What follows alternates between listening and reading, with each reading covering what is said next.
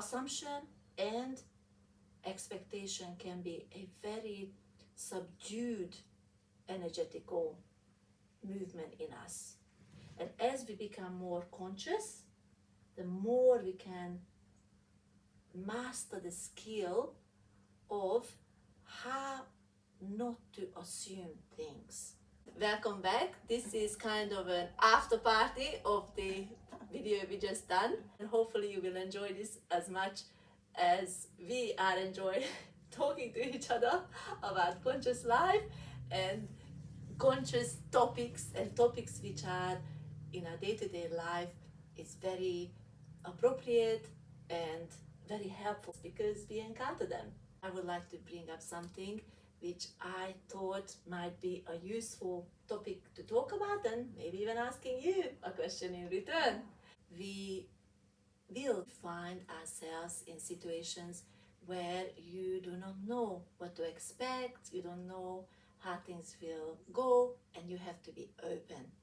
I don't know if you are like that, but when you are going into an unexpected situation, the pull to assume how things might go, not just to expect, but how things might go, can in a very subtle way come up to the surface and say, I assume it's going to be like this, or and I hope, or I assume it's not going to be like this, or I expect this is what we can achieve and this is what we can do, and you can find yourself going back and forth.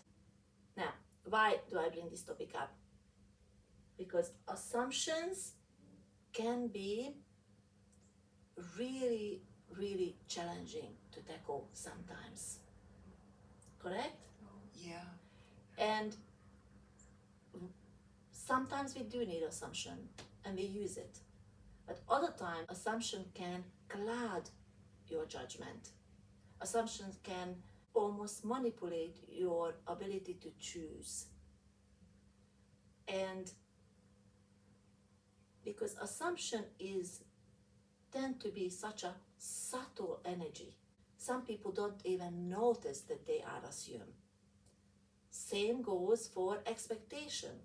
Some people don't even notice that they have an expectation, and this expectation might be good, but it's not timely, or it is not appropriate for certain situations. Assumption and expectation can be a very subdued energetical movement in us.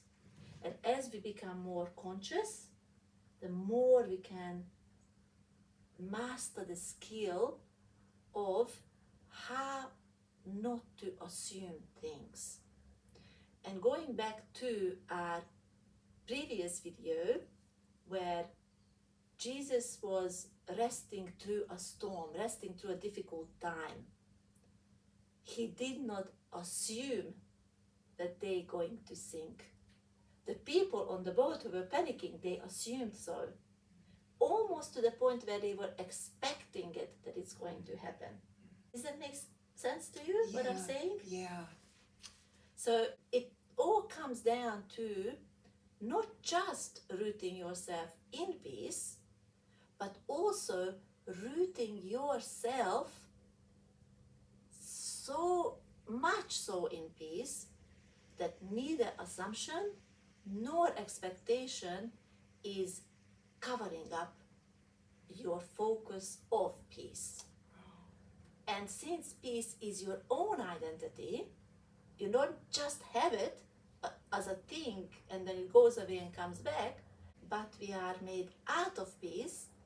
Therefore, we are invited to know ourselves so finely, in such detail, in such depth, that even the most subtle hindrances like unnecessary assumption and unnecessary expectations cannot drag you away from the peace you know yourself to be.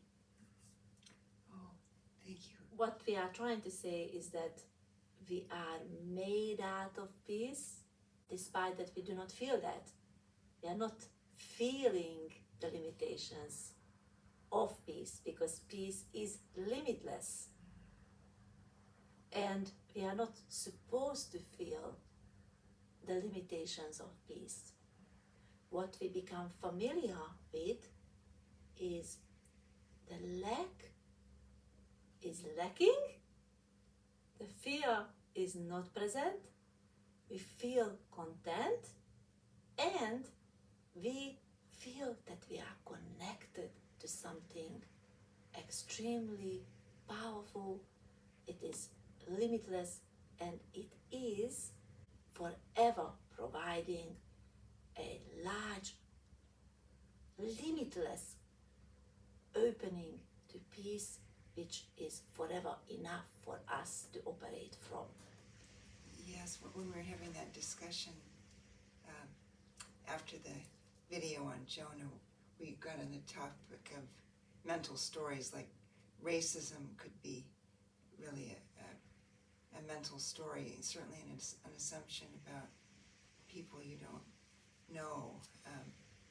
So yeah, that would certainly block the peace that is there all the time. Exactly.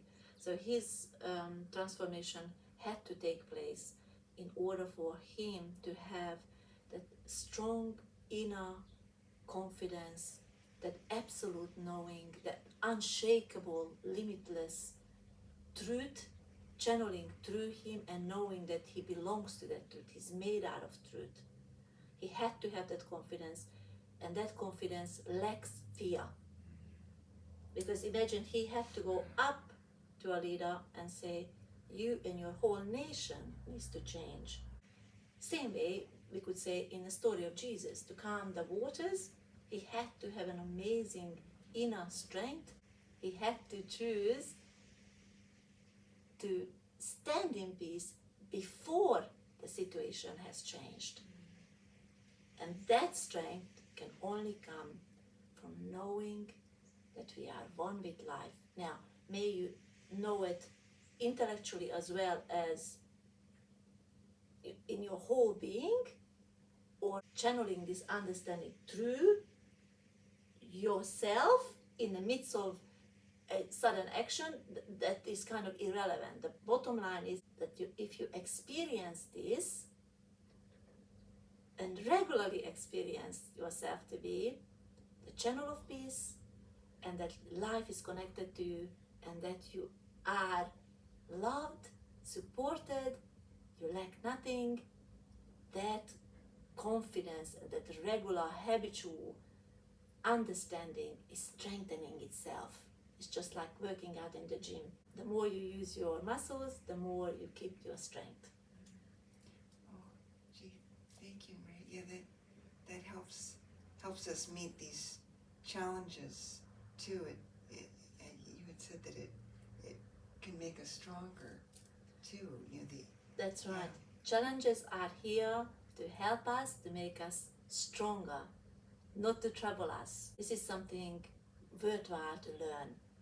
The challenges are not our enemies. Challenges are here to keep us fit in the understanding that we are made of peace.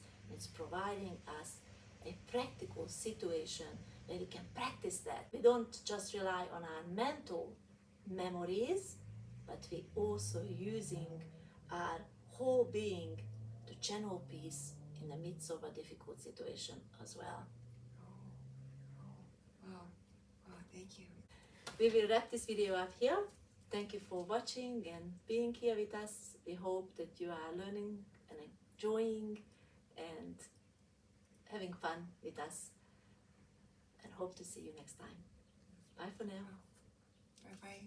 Good day.